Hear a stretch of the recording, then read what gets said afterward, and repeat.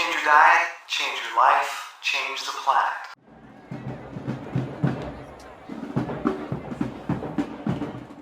Hey everybody, Tim Van Orden. Got a story I want to share with you today.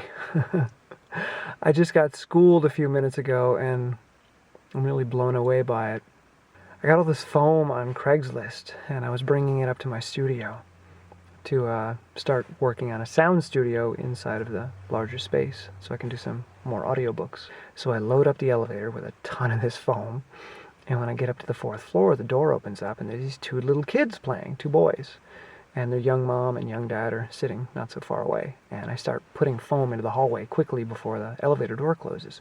And the kids are like, "Cool, foam, yeah!" And they start jumping on it and bouncing. And the mom is yelling and the dad is yelling. And I'm quickly trying to get it all off the elevator because there's a lot of it. And the more I bring out, the more the kids are messing up and the more they're playing with. And I'm getting a little frustrated, but my main goal or objective is to get it off the elevator. So I finally finished that. The kids are asking me what it's for and a million questions, and they're jumping and they're bouncing, and mom and dad are screaming, and it's total chaos.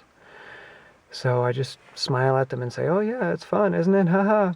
I go over, open my studio, and one of the kids follows me over, and he looks in. He's like, "Wow, that's cool," which caught me by surprise because I had a flood a week and a half ago. Someone cut a hole in the roof, and my studio flooded, ruining the floors. So most of the work that I've been doing on the floors was rendered null and void. And that kind of set me back. Mentally, I just felt defeated. So finally, I'm building up some steam to get back to work in there.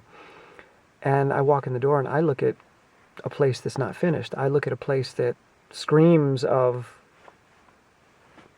incompleteness. But when this kid saw it, he was like, "Wow, that is cool," because it is a really cool space.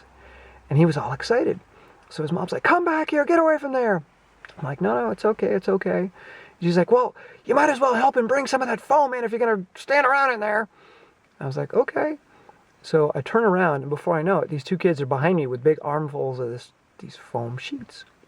And they start helping me load it in. And they're making a game out of it, like how many can they carry, and they're knocking each other with it, and they're laughing, and they're running, and they're falling and bouncing off it as they're falling. And they're having a blast helping me move all this foam, and before you know it, all the foam is in my studio. It took them like a minute and a half.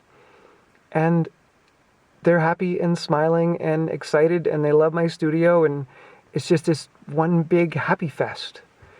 And I'm thinking, wow, first of all, like this was a miserable task. I got to unload all this foam. It's hard work. It's cumbersome. It's tedious.